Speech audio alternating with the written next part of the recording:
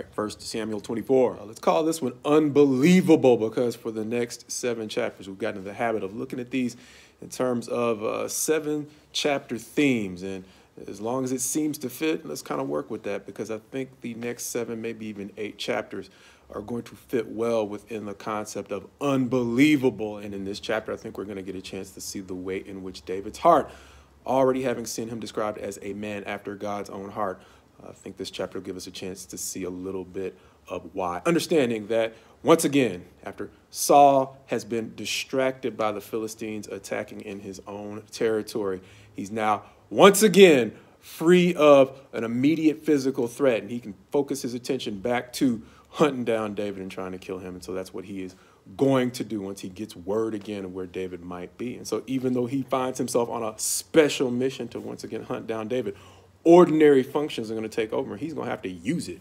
And he's going to find himself near a cave at the time he needs to use it. But that's not going to be the best place to go. Why? Because he is not going to know that David's men are hiding deep within that cave. And so as Saul goes into the cave just to use it, unsuspecting, David himself, he's not going to send anybody else. He himself is going to sneak up on Saul. And instead of killing Saul, he's going to spare him, but he is going to cut a corner of his robe. And so as Saul gets up to leave the cave, unsuspecting, he's going to get far enough away to where David is going to follow him out of the cave and call his attention to the fact that he didn't have to make it out of that cave. And so Saul is going to have another temporary change of heart. But one of the things that we're going to see the chapter notice about David in verse 5 is going to say, David's heart struck him after he simply cut a piece off of Saul's robe.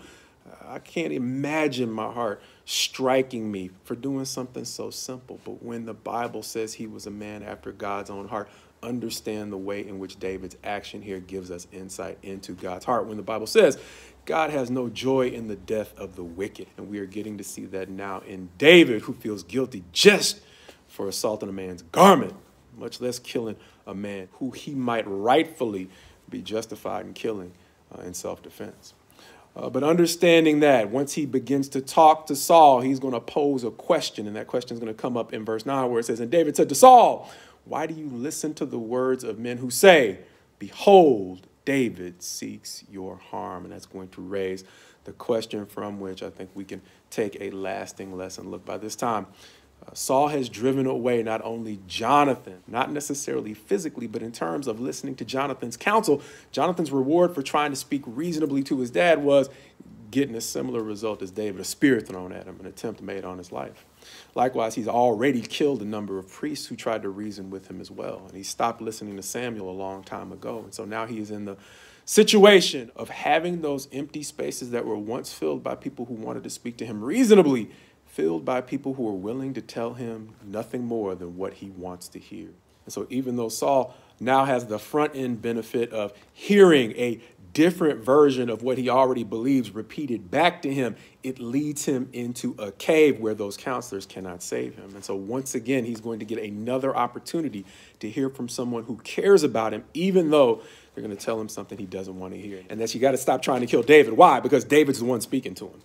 And so ultimately, Proverbs 29:12 is going to say this: if a ruler listens to falsehood, all his officials will be wicked. And so Saul, in many ways, seems to be giving us an illustration of that point. But he's had a close enough brush with death that he's probably not going to be listening to any wicked counselors anytime soon. But the tragedy in wicked counselors is they know that if they give you long enough, once the threat of death is gone, you may have a heart that's conditioned to listening to lies again. And that's exactly what's going to happen with Saul, because unlike David, whose heart is touched by merely cutting off a piece of Saul's garment, Saul's heart at this point is going to be hardened into a position where those counselors are going to know if they just give him a few moments, he'll be willing once again to hear them tell him whatever it is he wants to hear. And that's the tragedy of the story that we'll see move forward, because Saul is not the only problematic personality that we're going to see God exposing during this period of David's life.